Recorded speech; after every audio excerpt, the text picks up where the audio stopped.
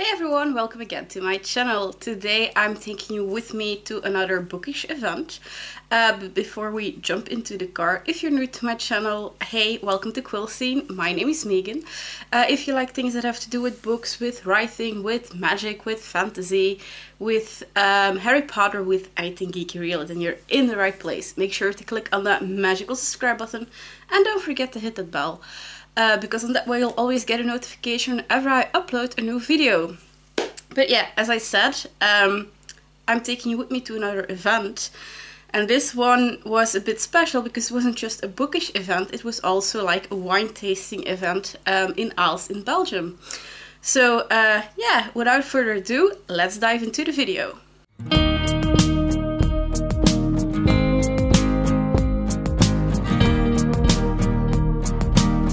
As I just said in my intro, this type of event wasn't just a sole book market, it was also a wine tasting. In Dutch the event is called Boeken Wijn, meer, moet, niet, zijn, which would be translated in English like books and wine, that's all you need, like loosely translated. Why did they decide to do like a book market slash wine tasting? Because the people who organized this event have their own wine store. And the wife of the couple that has the wine store loves reading. So she like pitched the idea to her husband and he was like, okay, then we can combine the two things that we both love. So that's why on Saturday the 24th of November, I, in the late afternoon, together with my mom, drove in the direction of Aalst, where the event took place. And as I said, we left home in like the late afternoon because this was a short evening event. I just mentioned that my mom and I left like around late afternoon. That's because the organization decided, even though it was a Saturday, that they wanted to host it as like a late evening event, which was quite short because it started I think around 6:30 p.m. Until 10 p.m. to also appeal to the people who had to work on Saturday or who you know, planned a family day so that, you know, they still could come to the book market in the evening.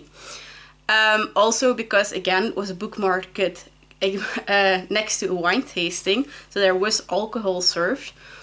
They asked that if you came with the car, that you of course took someone with you who became your responsible driver who wouldn't drink, so that everyone also got, you know, safely home. But yeah, when I arrived there, it was a bit of a stressful ride because again it was a Saturday. We left late in the afternoon, but even then around Brussels we had a lot of fill as we call it in Dutch. So traffic was quite bad around again Brussels and the airport of Zaventem, because again there were like a lot of work done at yeah, around those areas. So what should have been like an hour and a half drive became 2.5 hour drive. But luckily my mom and I always try to leave as early as we can to, you know, calculate things like that. We still had I think more than half an hour before the doors opened, so when we arrived, I just, you know, dropped my books on the table and started rearranging them, so that, yeah, my booth was ready for the people. And once my booth was set up, I quickly, you know, did a small tour of the authors. There were a few people that I already met, like Lenna DuFin and Olbrechts. But there were also a lot of people that I met for the first time, which is always fun, you know, as a writer, to discover new writers who also write in Dutch. it was the thing, however, is I noticed there were a lot of thriller writers, which of course no problem. But later on, I learned that that wasn't like a coincidence, because the wife of the duo that hosted the event loves thrillers, so that's why there was like a lot of thriller authors. Then I, together with like 4 or 5 other people, were fantasy writers, and then there was also like a few people, I think, who wrote children's book, or at least one person I know for certain that she wrote children's books. Though the author of that booth with the children's book itself wasn't there, sadly, because she was sick. But one of her best friends stepped in to open up the booth. And with her, I talked a lot, because we basically found out we were soulmates, being that we were both geeks and loved Harry Potter and loved, well, anything geek, but mostly Harry Potter. So yeah, that was really fun.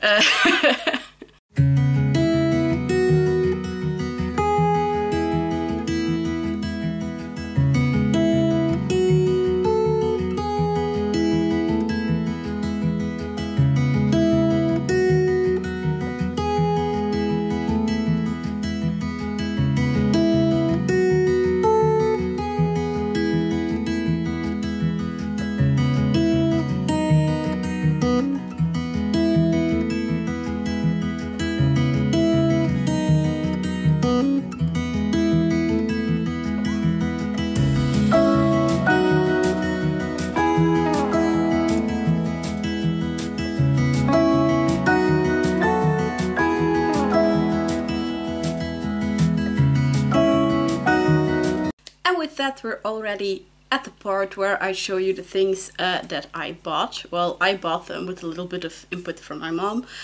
I bought 3 things. The first one I can't show you because it was actually a gift, and by now my cousin received said gift.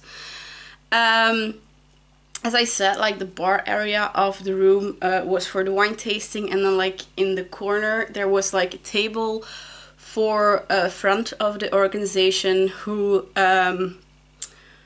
brewed his own gin. And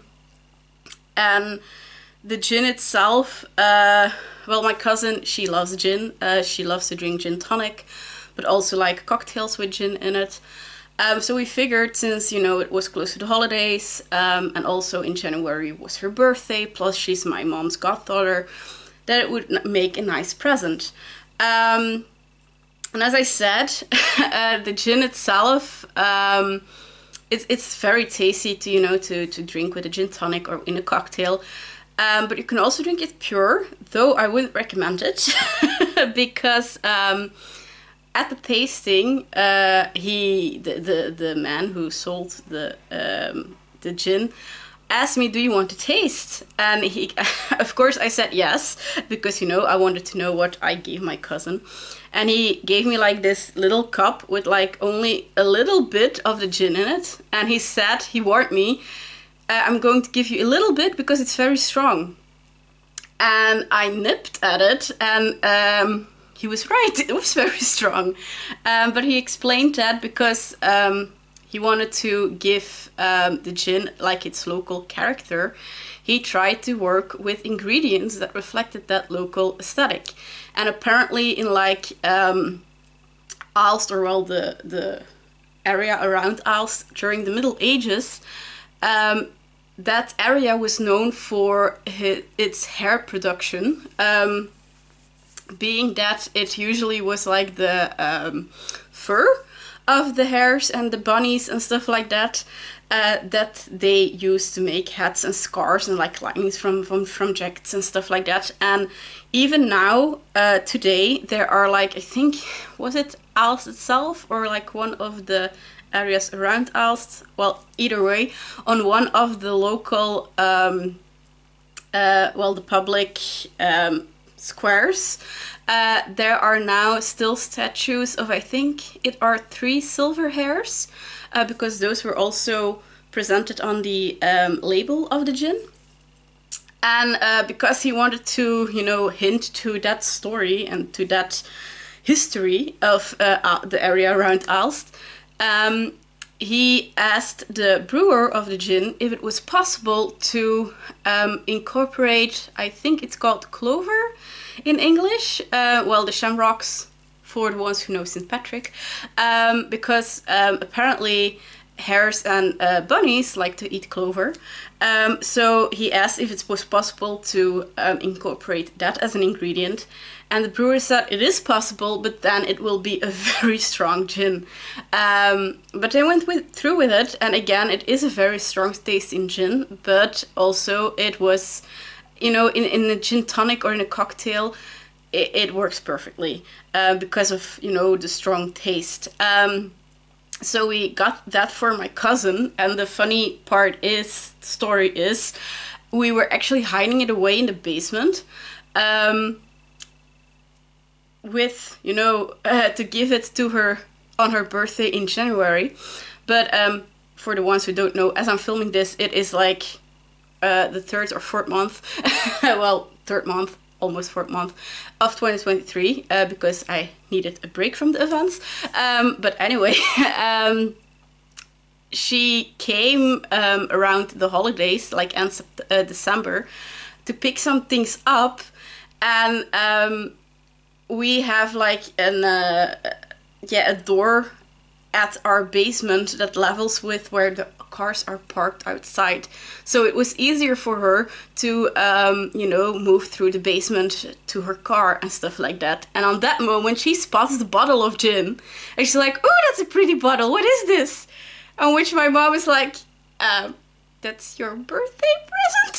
So my cousin got her bottle of gin before her birthday. But already, you know, just before the holidays, because like just before New Year's Eve, so she could already use them to make cocktails if she liked. So yeah, that's the story about the gin.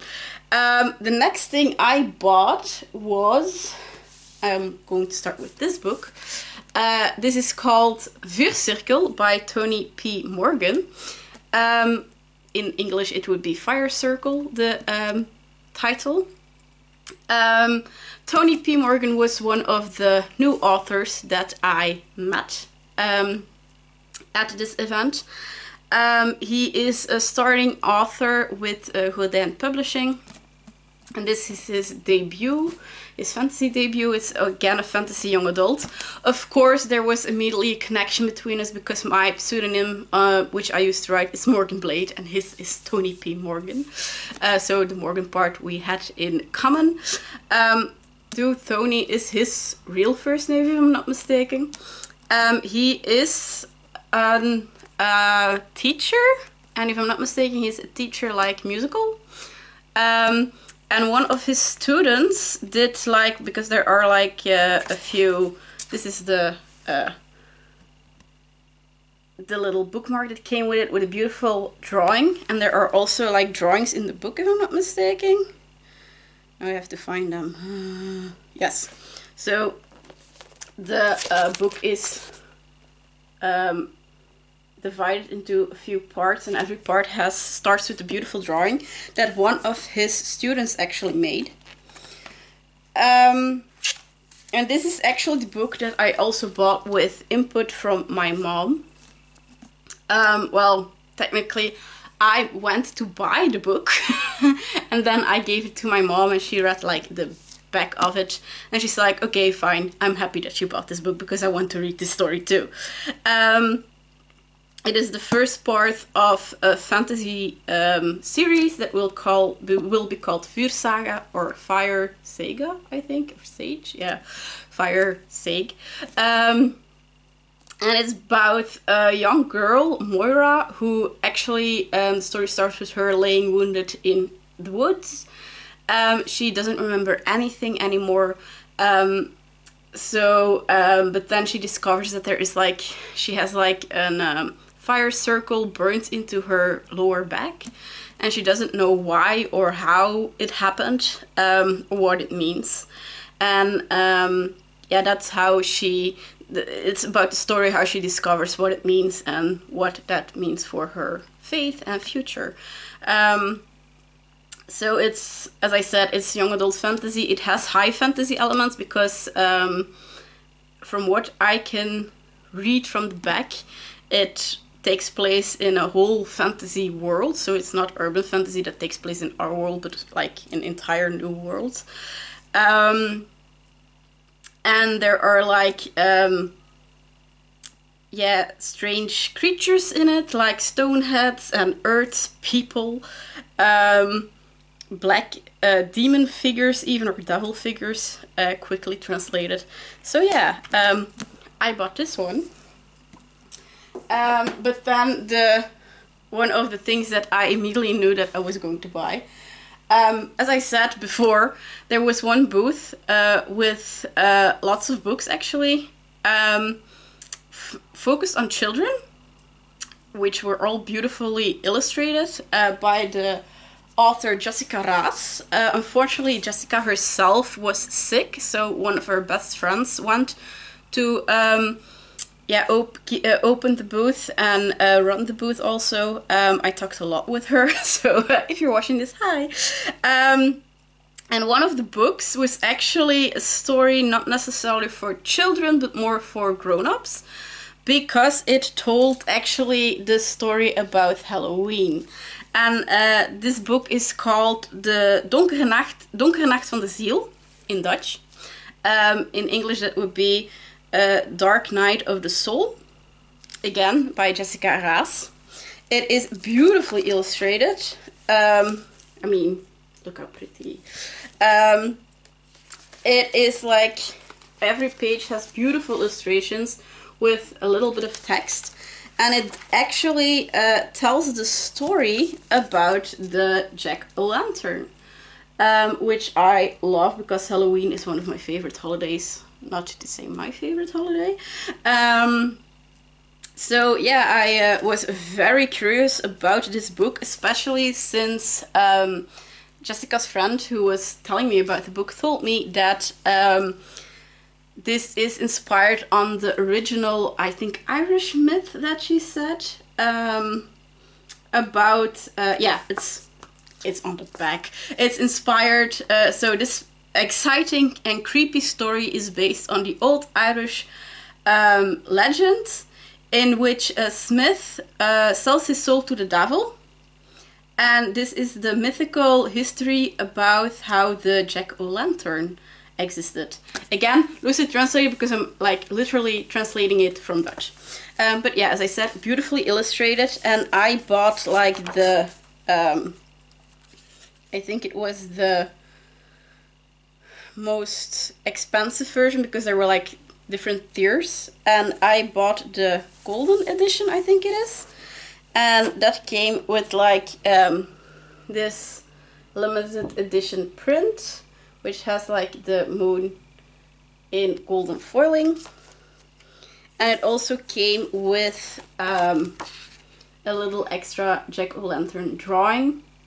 And then again the golden butterfly to show that it was the limited, that it's linked to the limited edition of the art print.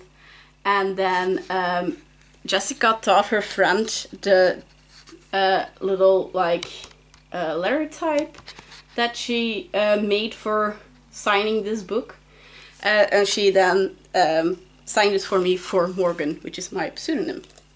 So yeah, and that's everything I bought at this event. All that's left to say then is thank you guys so much for watching. If you like this video, please give it a little thumbs up. Also a comment is always appreciated. Down in the description box I will try to link down at least these writers to start with, maybe a few of the others that I remember that were there, but again, they all write Dutch books, but still I'll put it in the description box in case you're interested, and hopefully then I see you guys soon for another bookish, magical, probably on the go video. Bye!